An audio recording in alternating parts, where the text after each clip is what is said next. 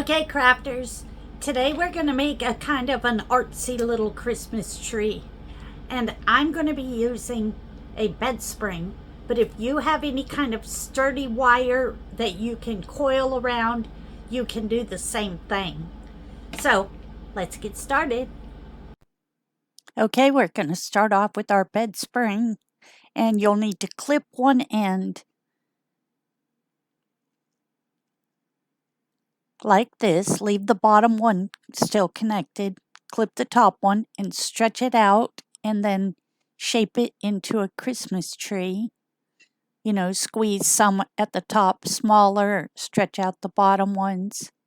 I've spray painted mine green.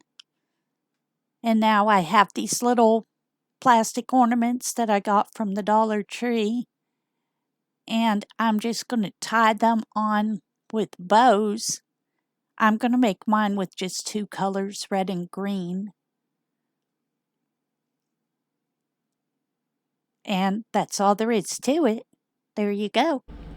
Okay, that's my video for today. I hope you hit the like button. It would really help my channel. And I will see you on the next one. Bye.